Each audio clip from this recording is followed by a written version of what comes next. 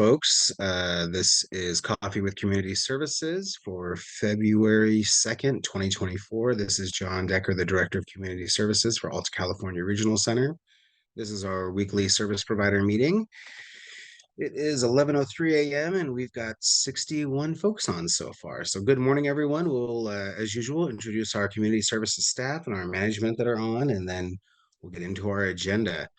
So for this morning, I see our housing specialist, Rhonda, and our employment specialist, Carly, on. Good morning. And Gary from Community Services and our Community Assurance and Compliance Manager, Scott, is on. And let's see, I see Tom and Belinda from Community Services. Good morning. And Beverly is on, and Shauna from Community Services. And our lead Community Services Specialist, Jason, is on this morning. And Kylie, our HCBS specialist, good morning. We have Michelle, our community services manager, on. Good morning. And Alicia, good morning, Alicia, as well, our HCBS specialist. Good morning. And from community services, I see Sydney on. Good morning. I see from our HCBS specialist, Marty is on. Our director of client services, Jennifer Bloom, is on. And we have Jaslyn from community services. Good morning, Jaslyn. And let's see, from community services, I see Christine. I see our client services manager out in Woodland, Veronica. Good morning, Veronica. And let's see who else we got from community services. I see Leah on from community services. Good morning. I see Heather on, our lead. Good morning. Acute care coordinator as well, one of those people that wears several hats at the regional center.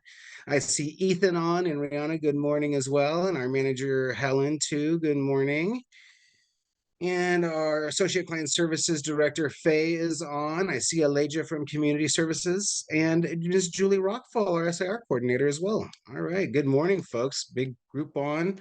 Got 67 folks here for our agenda for today. It started short just a few minutes ago, and it seems to have gotten a little bit longer. So a few things. We're going to talk about the DSP stipend. We've received some feedback from service providers, and so we're going to talk a little bit about that.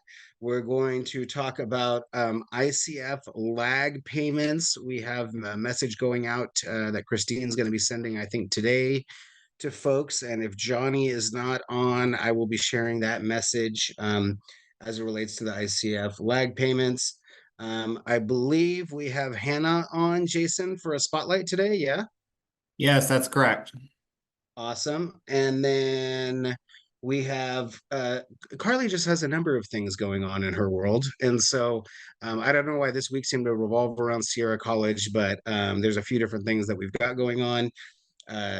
I know we're going to do a Sierra College like presentation, I think by Angel Spotlight in a few weeks, but maybe we can talk about the vendorization, Carly, and talk about the LPA meeting and kind of that stuff. So, and Rhonda will talk about our other meeting, our housing meeting that we did up in Placer County with the Sierra folks and the politicians up there. And we had vendor forum, so we'll discuss that briefly. We'll go over the upcoming things on the DDS calendar. We have an update. We've submitted our HCBS grant information, and so we'll share that information. We've got payment information related to DSP stipends and DSP surveys.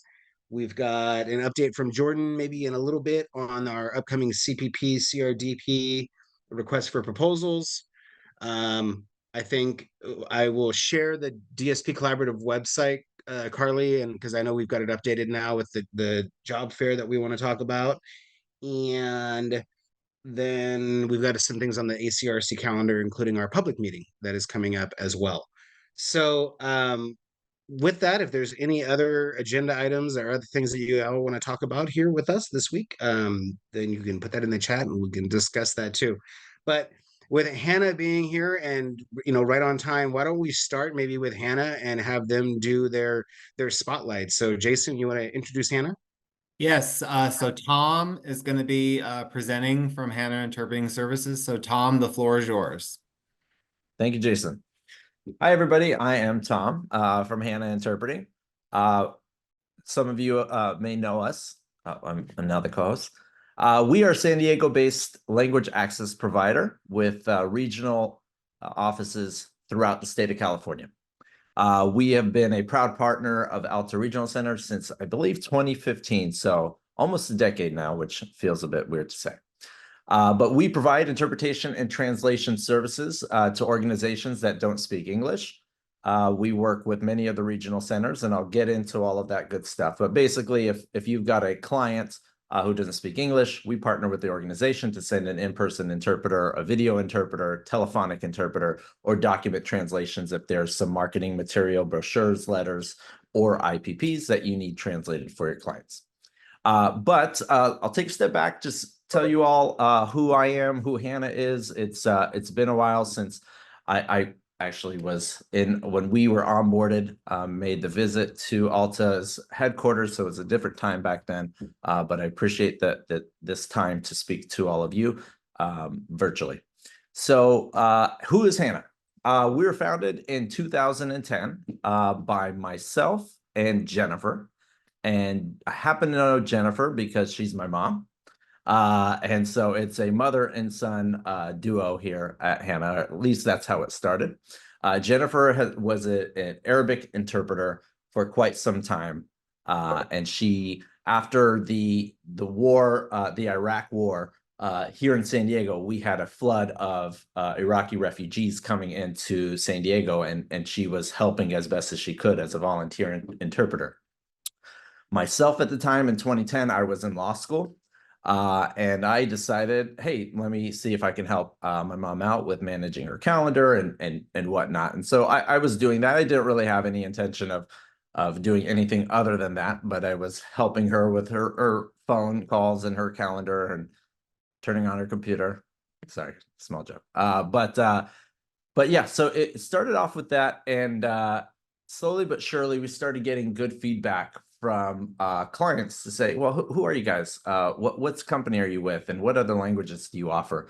And again, we never had any intention of going beyond just Jennifer and her services, but we found that there was something happening in terms of what we were doing. And to us, to my mom and I, it was just something we were proud to do. And so we're giving our best efforts and customer services as best as we could. And we realized that there was kind of a gap in language access to where the customer service end of it, the reliability end of things, that was missing. And we were filling that. And so sooner we started adding more languages, and very proud to say that after 14 years, we've grown from my mom and I working together at our home to now nearly 100 full-time team members.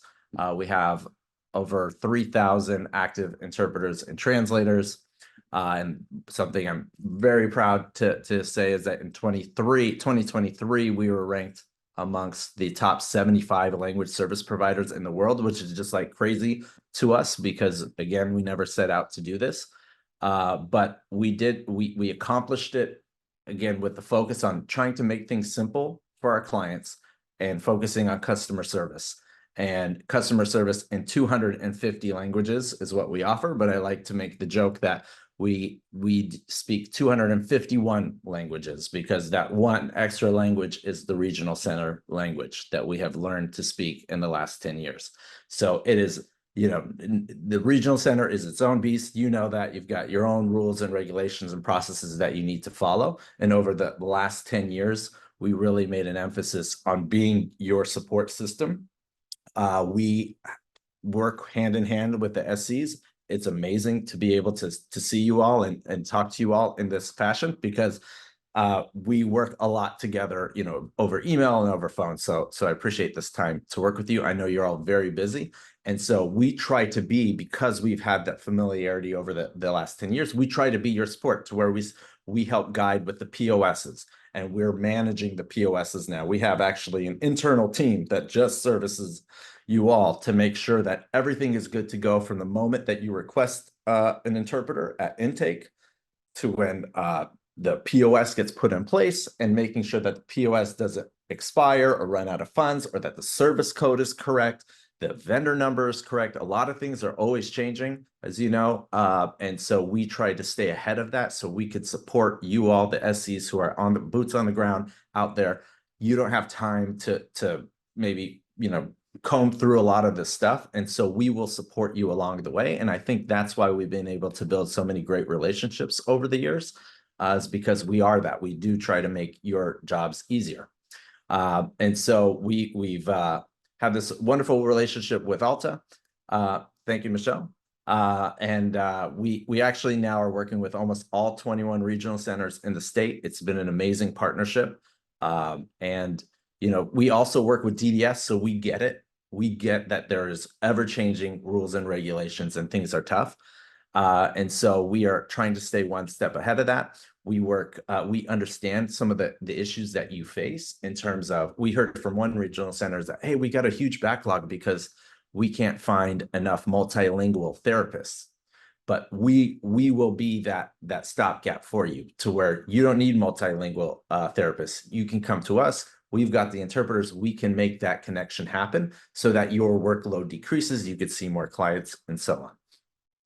So we're here again, doing what we can. I'm sure a lot of you know our team members here who work with you daily, but happy to answer questions. But I will just again reiterate the services that you all pretty much use us for are in-person interpretation. I know after COVID things went virtual a lot more, but we do all three of those: in-person interpretation, in-person interpretation, video interpretation, and telephonic interpretation. And then we do document translations a lot for you all. And that is mainly IPPs. We do a lot of those, but the language access unit, the new language access units are utilizing our services for brochures, flyers, everything that DDS is coming down hard on the regional centers for. We are there to support you. I know there's a big focus on language access. And so we are even taking it one step further and introducing our portals. In the past, historically, we would work with you all by phone or email. And we have portals that we'd love to demo for you, not in this setting, but at a later time. But essentially, we have easy to access portals that all of you can access 24/7 and just log in and submit an interpreter request or submit a document translation request all in one place.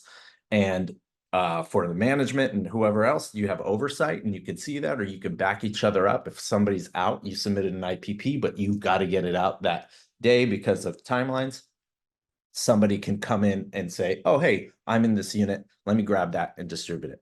So trying to make it as easy as possible for you to get the language access that you need to meet those requirements and to meet the needs of the client, of course, because at the end of the day, they're who's most important and they need to understand what's happening because, it's not easy, as we all know, for English speakers to understand all of the hoops and all of the regulations and requirements.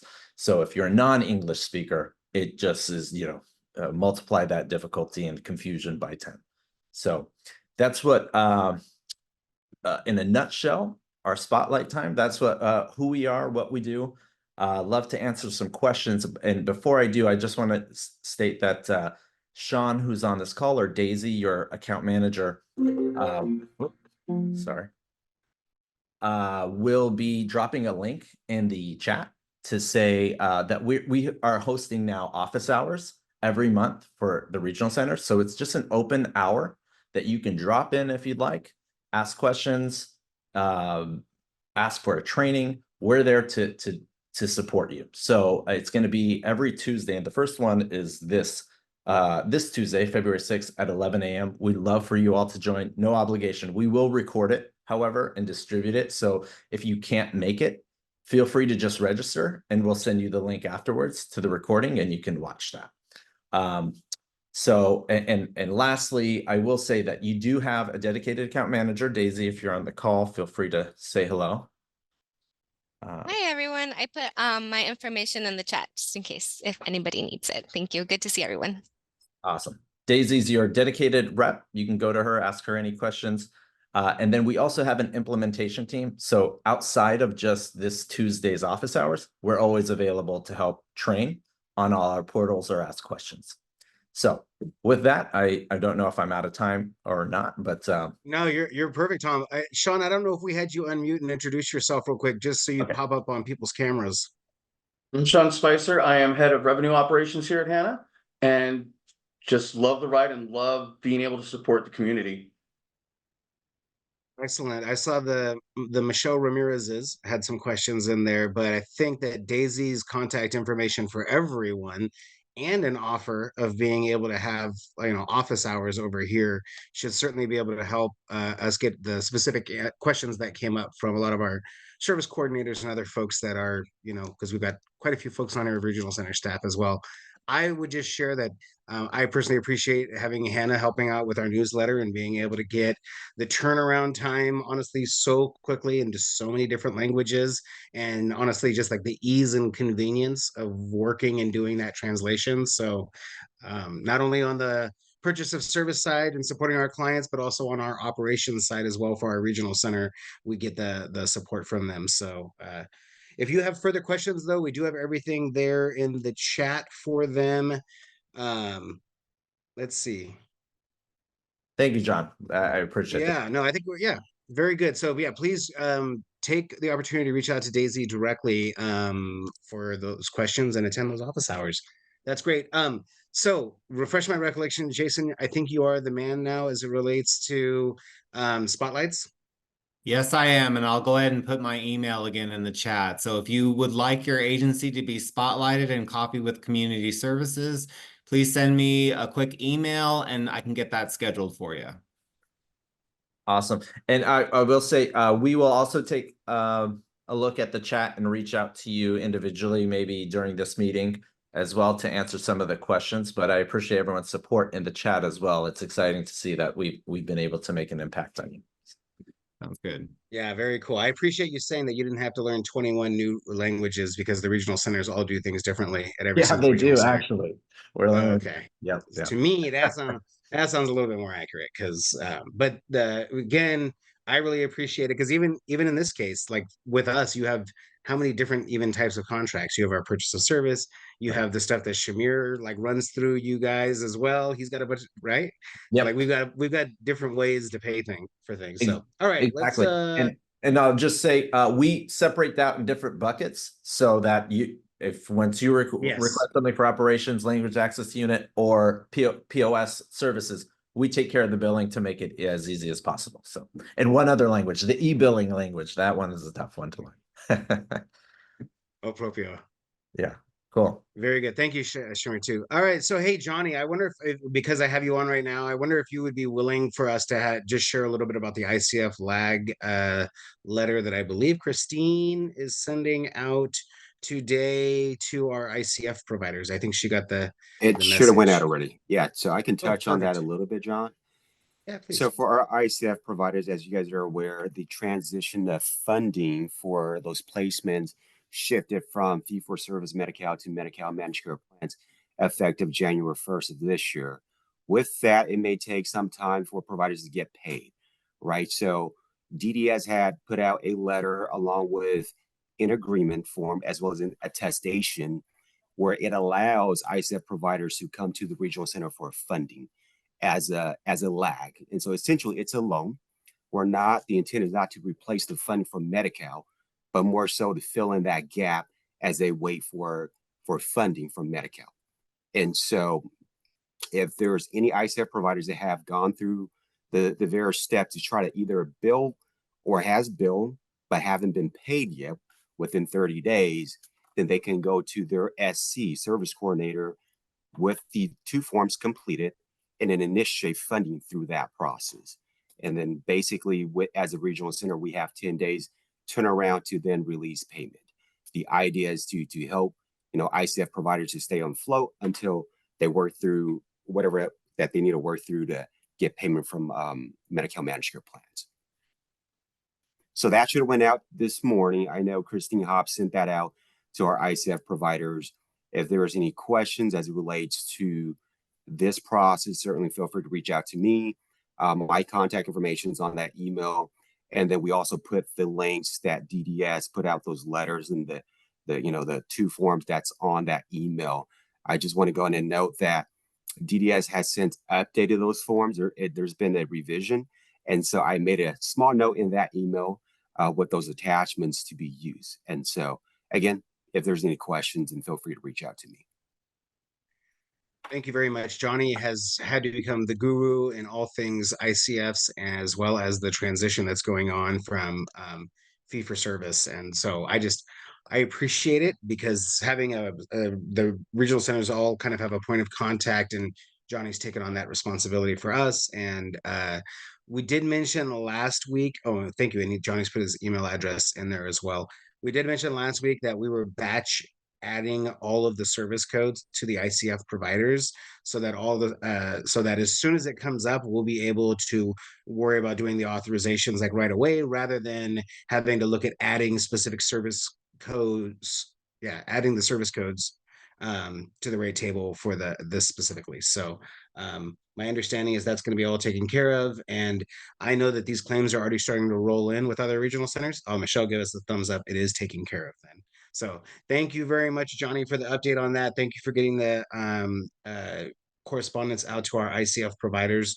And we will see what the impact is. We'll see how much starts coming in, and we'll see. We just need. I think we need to make sure that the communication is working really well between the service providers and the clients and the planning team, and getting things authorized and the information to us. And so I think this is one of those situations for ICF providers, which I scrolled through and I saw that we had a couple on here today right now. But if you have Johnny's email address, it came with that information that was sent out. And so, we want you to work through the service coordinators. We want you to work through their managers, but this is something that we have a short time frame. I think it's a 10-day turnaround to do the payments. For our clients that are in other regional centers ICFs, or other regional centers clients that are in our ICFs, that's one of those things that we're trying to figure out right now. So I think, Johnny, we might need to identify that real quickly, because there needs to be a payment mechanism arranged, or we need to send those service codes that we set up for all of ours that have clients from other regional centers. We need to send those service codes over to the other regional centers as soon as possible. So, Michelle, maybe we'll talk a little bit more about that, but we need to take a look at that list for ICF clients. I'll just put one note there. All right. Those of you that are familiar with managed care recognize that there's a high likelihood that we're going to have more than 30-day delays on authorizations of payments. And so just trying to get ourselves prepared for it. Our accounting department's in the loop. We just met about it a little bit this morning, and there's statewide emails going around today about it. All right. We have a couple things about the DSP stipend. We have our DSP stipend update on our statewide numbers, and then we also have a discussion about the way in which we have the information given to us. Michelle Ramirez from On My Own had to back and forth with Iqbal discussing it this week. I know Michelle Duchesne has had discussions with folks about it as well, and so we just kind of want to provide a little update about that as well. And I think we'll talk about it again during the Provider Advisory Committee. I think Michelle is a co-host, but if not, I will make you one so that you can share your screen, if you can, with our statewide numbers for the DSP stipend, please. All right. It is, oh, there it is. It finally popped up. Sorry about that. Okay. Can you see the numbers, John? Yep. Yep. Okay. So just a little update on our numbers from last week. So effective the 30th of January, we are now at statewide 42,275 DSPs registered for trainings. And also, so it looks like over the last week, we've had a growth of 7.6% of total trainings, with a total of 7,733 trainings. So that still puts our regional center about 1,000 trainings above all the other regional centers. So thank you. Continue to, share with your DSPs, and we just want to kind of provide that information to you. I will stop sharing my screen. So I met with accounting this morning. They did let us know that they are issuing another bulk batch of payments for the DSP stipend next week, and it's about $361,000 worth of stipends that we will be issuing sometime next week. And then, John, I don't know if you want to talk a little bit more about. I'm just real quickly about the DSP stipend. I was just going to share just talking about our weekly growth and just talking about the kind of where we're at. Because everyone see this on my screen here, the Excel. So, this is where, as we've grown. And what I would point out too is like when you look at the statewide, this totals up to 100%. If you look at all the regional centers, and we at the 7.6% that we just showed for this week, our regional center still has the largest amount of growth of any regional center. Where like we bumped back up in a higher percentage. So again, like we are not the largest regional center by far. Like San Diego Regional Center has 40,000 clients now. Inland Regional Center has 50,000 clients now. North LA Regional Center has like 38,000 clients. We're not like the biggest, but just as service providers, you guys are performing because you're sending your DSPs to participate in this training. And so I can't say enough about how pleased we are to know that we've got this many people that are getting trained. And we are going to keep pushing more and more participation in it because we know it's a huge benefit to you to have trained staff and to the staff to be able to get a little extra money to do training.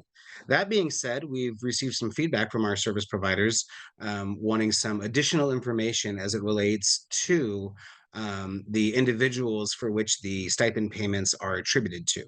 So the service providers that are interested in gathering that information, if they received a payment, I believe, how much are we paying out this next time, Michelle? Did we already say? Yeah, 360,000. 360,000, that's a lot. And that represents a lot of different service providers. And so if there was a service provider, that was running into a challenge, being able to reconcile that, the email address is in the chat there, right? And you are welcome to send an email to that chat and our staff can take a look at it and do our very best to provide you a response to your request.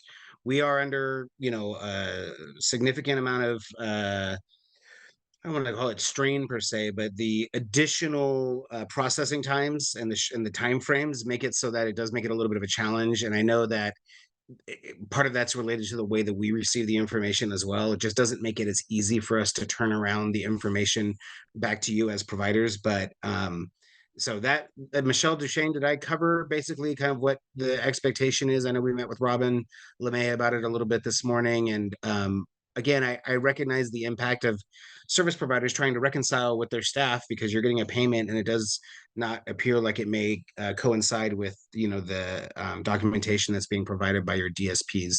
So again, that would be the method to be able to do that. I think our plan is to also talk about this again during the Provider Advisory Committee meeting, which is next week, next Thursday as well. Any other questions about the DSP stipend, or is there anything else about the kind of the reconciliation aspect of it? I want to let folks know the message has been loud and clearly heard, and we will do our very best to get that stuff back to you as quickly as possible. All right. But I mean, again, and I'm looking for ideas. I don't know if I want to kind of do a mailing out to all of our service providers as just a reminder. I think there might well be, care homes that are not as in tune with things and may, have not sent their staff yet to do these trainings. And so, my staff, we can talk about that as well, but I'm open to even more ideas about how we can promote participation in the DSP stipend. Does anyone know offhand when the time frame ends for the trainings for the DSP stipend? It's June? It's June of this year. Yeah, like it would be so cool if we could like keep I mean, I think I've told you guys multiple times in this meeting that there's way more DSPs in our community than many of you think there are, just because there's so many clients and so many of you service providers. I would just love for us to continue this push. But as I say that, I also recognize that you guys got, I think 150 a pop to process these things. And there's a lot of work that also goes on your end to be able to process all of this as well. And being able to get some of the stuff reconciled would certainly be helpful. With that, perfect timing. We have, it has to be funding. There's a question about IHSS. It has to be someone that's funded through the regional center services and is provided services in line with the indication on the directive. So I think it has to be 10 hours, something to that effect. But we would have to pull up the directive. Maybe someone can drop the directive in the chat there that outlines the guidelines to participate in the DSP stipend. So as I mentioned, we will be talking about the DSP stipend again. We'll be talking about the reconciliation stuff as well. And we can talk about that during the Provider Advisory Committee.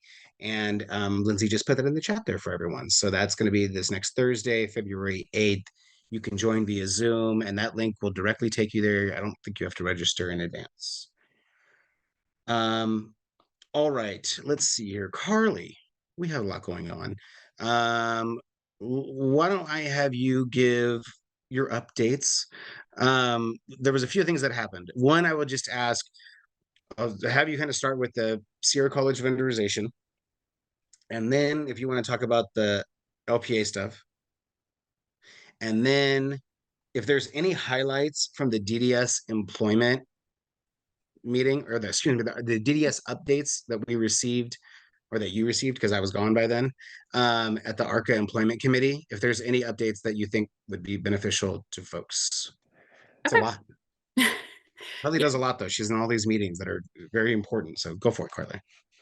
So, first of all, I'm super pleased to announce that the Sierra College Life program, it stands for Learning Independence for Future Employment, is officially vendored.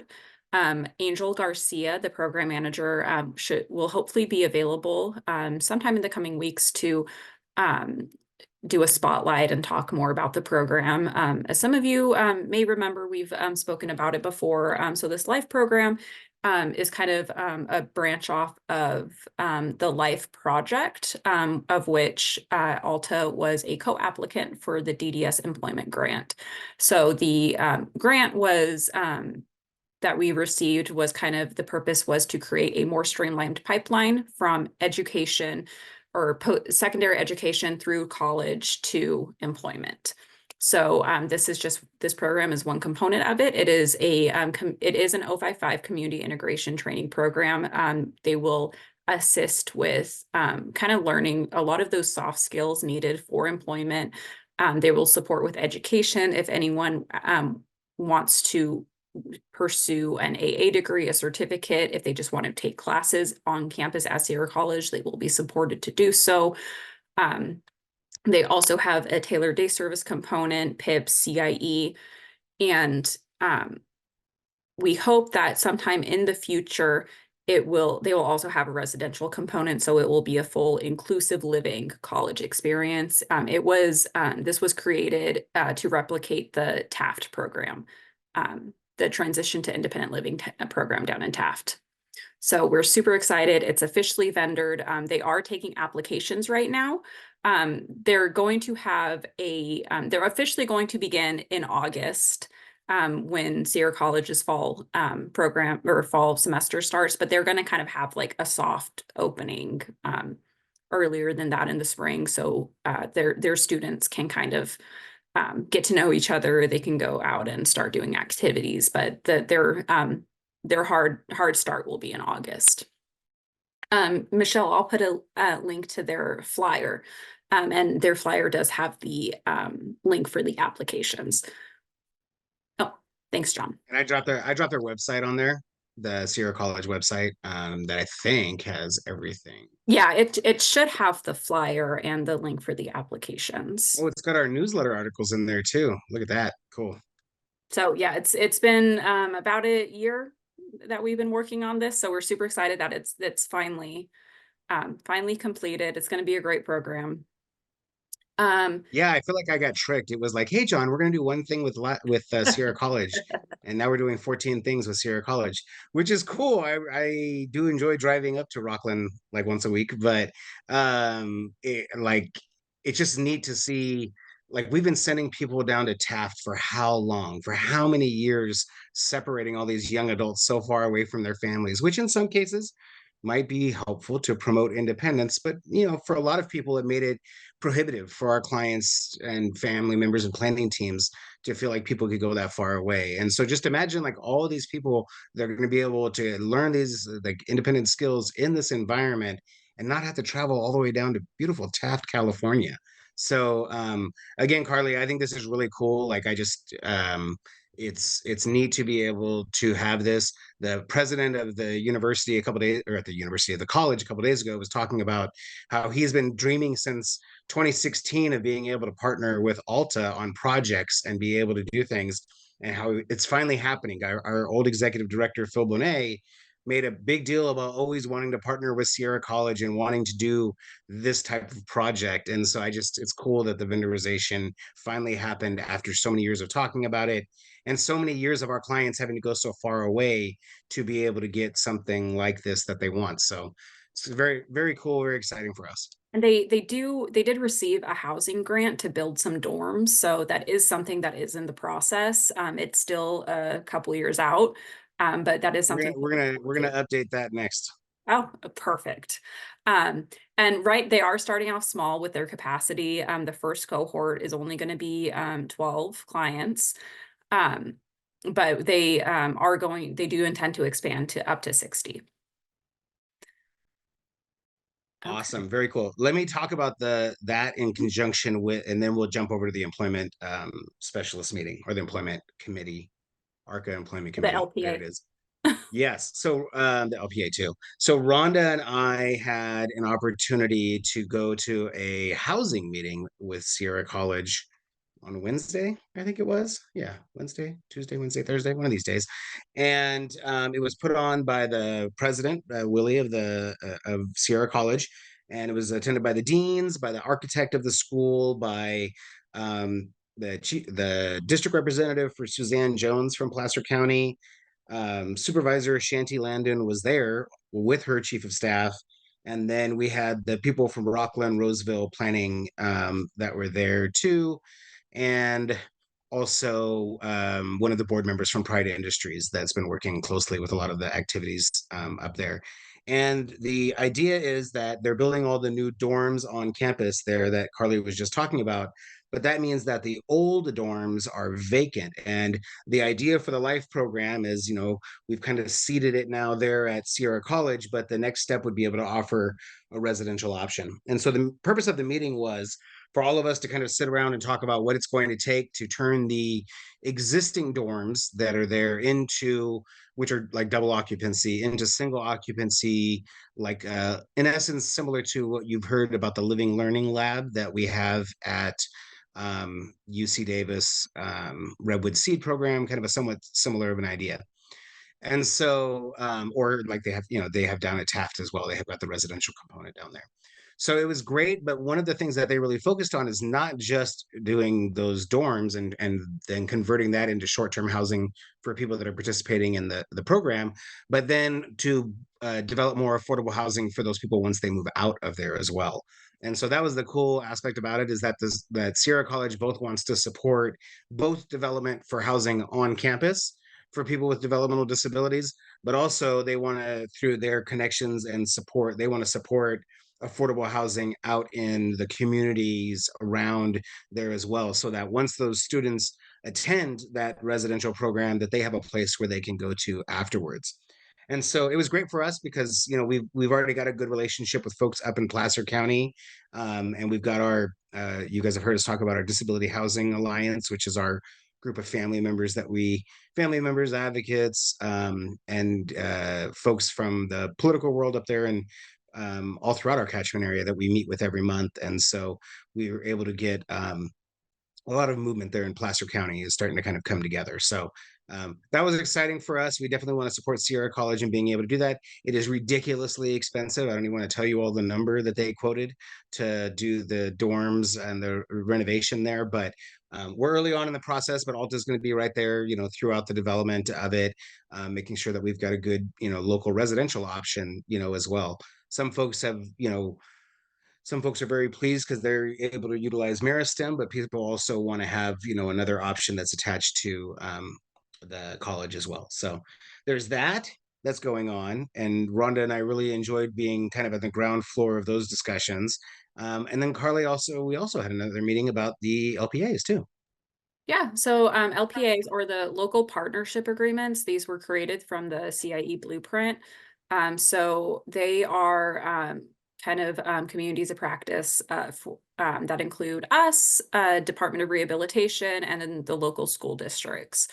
Really, it's just we get together and we kind of kind of strategize better plans for getting individuals into competitive integrated employment. We currently have 5 in our catchment area. 4 of them are active. So part of an idea that we had in the LIFE project that I previously discussed was to get all of these LPAs together in one room at one event. We're calling it an LPA summit to discuss what all these plans and what all of these ideas are that each LPA is coming up with individually, and discuss it all together. One of the big ideas that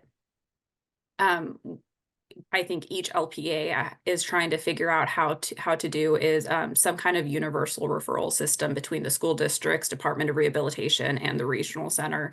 That is still something that's been an ongoing conversation that everyone is trying to figure out. But so that's an event that I think it was going to be March. I think we've pushed it off now to April. Don't have a date for that yet, but really looking forward to that. We're hoping to get really some great ideas out of that. And then one last thing on my Carly updates for today is I'm going to go over to the DSP Collaborative website, and I'm going to share my screen real quickly, and maybe we'll guide us to our news and events page. Before we do that, So- do you want me to provide the updates on the employment? Oh yeah, the Committee? employment committee. Yeah, please. We had our quarterly employment specialists committee yesterday, Thursday. Yeah. Yep. So we have a few pretty good updates. So they were able to provide us regarding the ACRE and SEPS training. They don't have it broken down by regional center yet. But they were able to tell us that I think they said as of December 15th, there were 118 providers who submitted requests for the payments. And out of those within those 118 providers, there were 342 staff that completed the ACRE and SEPS training. So again, they don't have that broken down yet by regional center. Hopefully we'll get that information soon. Yeah, looking forward to seeing how many of our staff completed it. It's a great opportunity for anyone providing those employment services supports to get that training. And then also regarding the QIPs and the Quality Incentive Program, we've gotten feedback that people are still waiting on those payments. They've submitted the payments to DDS as instructed, and we haven't received any guidance on that yet either. We did mention that to Ernie Cruz, the Deputy Director of the Community Services Division. He is taking that back to try and get some answers, and will let us know kind of what that situation is looking like. So as soon as we get an answer on that, we'll share it with you. And then the last update I think I'll share is the coordinated career pathways. This is the customized employment pilot that they previously said would be shared or released in November of 2023. They're currently finalizing the rate. They do anticipate to have all aspects completed and ready to be reviewed at their next employment work group at the end of February. And they do anticipate having this rate or this new service code released in February.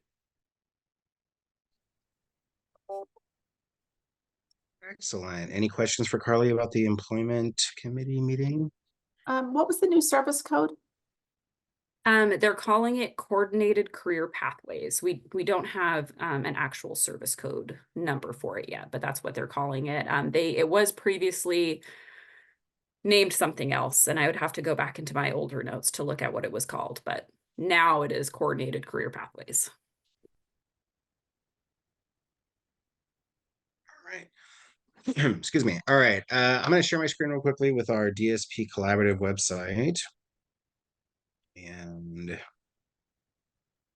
everyone can see that hopefully okay. Yeah, I see heads nodding. So going to the, we still have our banner here, and we'll continue to have our banner up for our February 23rd early start job fair. I know that Lynn Arner sent out a message to folks to share that excuse me, as widely as possible. But I mean, again, there's like, I don't know, about 90 of you on right now. So even if you know someone in your family that might want a job working for one of our service providers that's interested in early start, we are going to be hosting this job fair here at the regional center. And so just really want to encourage people again.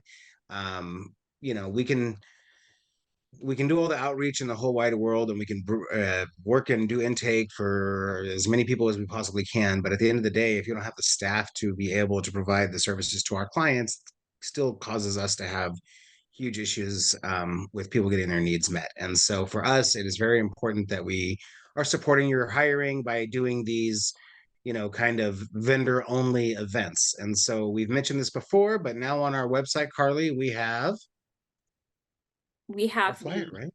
Yeah, the flyer for the upcoming Disability Industry Career Expo. So this here is the flyer for the job seekers, for anyone that wants to get a job working for our DSPs. I don't know if we uploaded the one for employers to sign Why up. not? Um, I have it if you want to let me share. That's the one. Yeah, let me have you share that one that has the employers Yeah. link on it. And I think you should be able to put it in the chat as well Yeah. for people. But we do want to encourage people to do this. We heard loud and clear at our um, last job fair that we had done previously that you know, it was very important that we look at our entire catchment area. And so I think having you know, one up in the Yuba City area is going to be very helpful for us. Real quick, Sean, you need to give me permission to share. All right, let me do that. And it looks like you already put this file there. Perfect. Okay. So this is the flyer for employers to sign up for the job fair. We're working with Sutter One Stop. They are sharing it with everyone they work with. We already have had several job seekers sign up.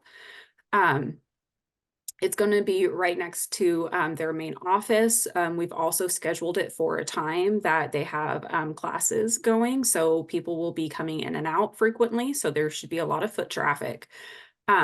So you can either scan the QR code or you can click the register here link to sign up. Definitely want to, encourage anyone who serves the Yuba, Marysville, Sutter areas to take advantage of this event.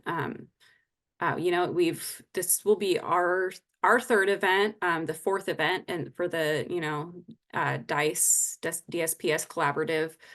We've learned from each event. We kind of know, moving forward what to work on, how we can, make each event better. So definitely want to encourage you to come to this event. All right. Any questions about that for Carly? We definitely want to support these events. I think, you know, we're going to continue looking at different locations that we can do them, different ways in which we can promote them, and, you know, certainly want any feedback from you as service providers about better ways that we can do that. With that being said, speaking of feedback, Carly, for those people that participated in the Sierra College Job Fair, we've sent a survey out, and Carly has sent out, I believe, at least one reminder email for people that did the survey to respond back and let us know whether or not you hired people, what your responses were. So please, if you could review your emails. I know Carly mentioned, I think when we talked about this previously, that it may not have gone to you. It may have gone to some other person that signed up for your for the job fair. So if you did not respond back, you know, please see that you do, and hopefully we don't have to start reaching out to folks, because we want to be able to get the data on how effective these things are when we're looking at doing our future planning. And Cool. I'll put it in the chat for everyone. Perfect. That's Yeah. even better. Yes. So for those of you, don't worry about double reporting it. If you don't think you guys reported it, let us deal with it on our end with your data that comes in. But please give us the information so that we can know what's kind of working and what's not working. All righty. Let's see. So let me go now over to a couple upcoming things. We have for Alta. Let me go to Alta's calendar real quick.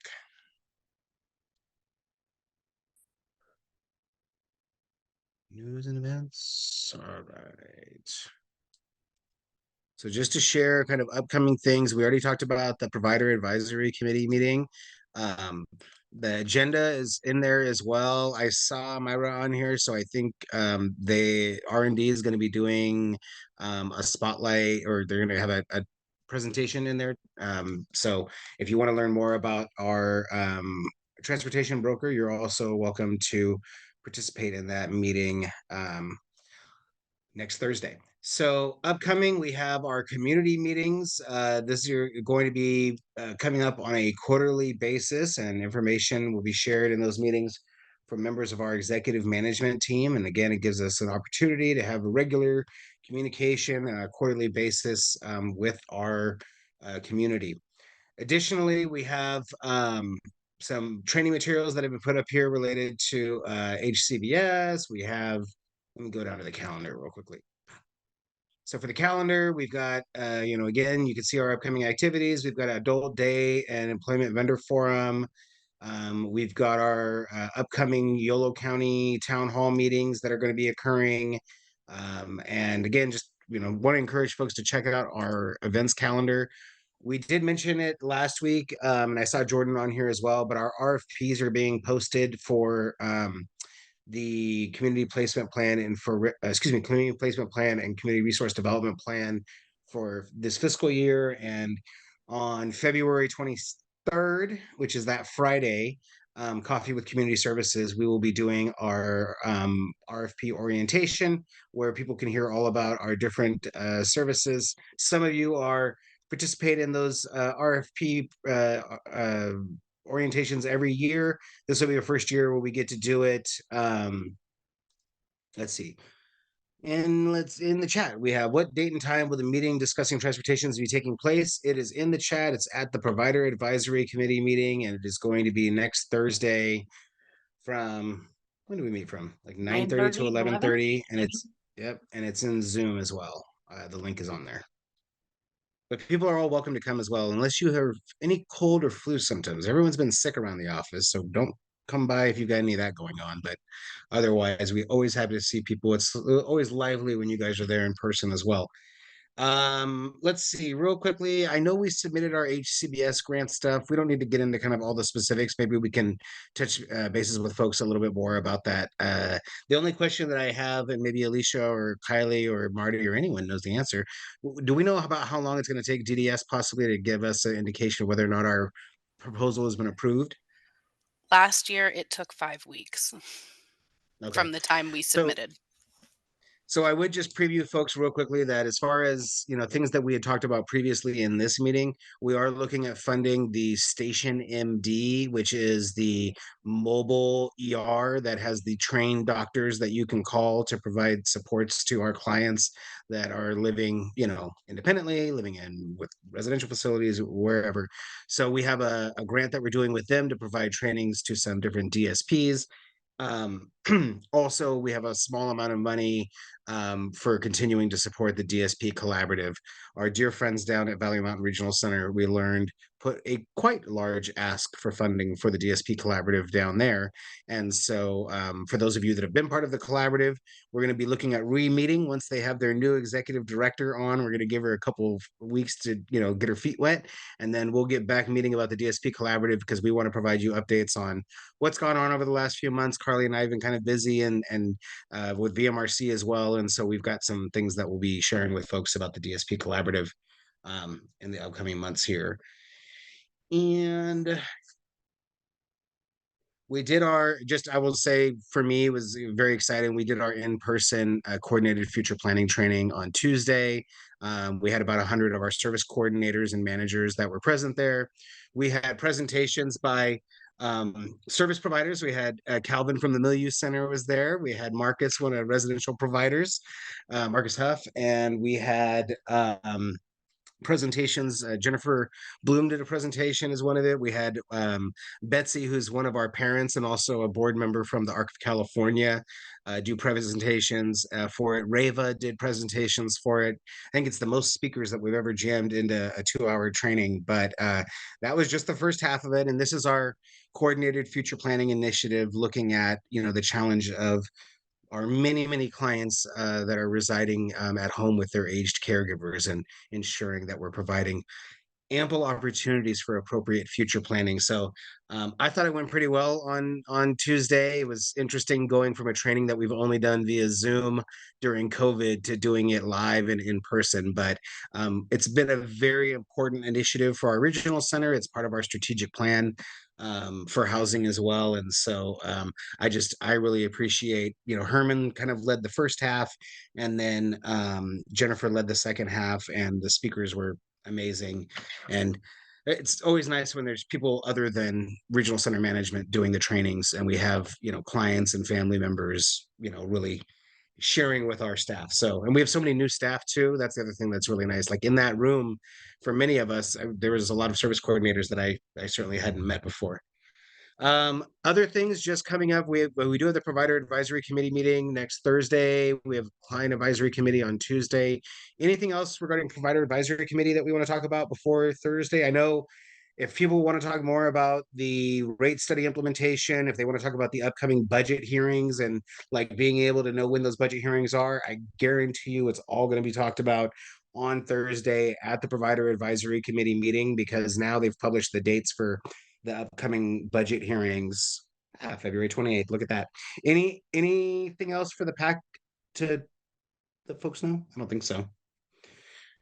All right. Well, in that case, let's see. If Michelle or Jennifer had anything else, I don't know that we've got any other big things. I know we're working on the performance contract. So folks in the next in March, we'll have an opportunity to look at some draft ideas, and we'll begin the feedback process that goes on for the regional center performance contract that I think gets submitted around June or something like that, if I remember correctly. But there is a whole feedback process. You guys have been part of it before. We've talked about it in here. We've talked about it at the provider advisory committee meeting, and so we're starting to work on that with our executive management team. So you'll have good opportunities. And right on, Hannah Interpreting, I just want to thank you all for taking the time to talk to our staff, and please check, grab the information out of the chat if you need to. Anyone that is interested in more information about Hannah. And please, if you are a service provider, especially if you're a new service provider, please don't hesitate to reach out to Jason to get yourself featured on here. It's a great way for us to really get to know you as service providers. And like I said, we did 252 vendorizations last year. So there's a whole lot of you new service providers out there. So with that being said, it is noon. I hope everyone has a great weekend.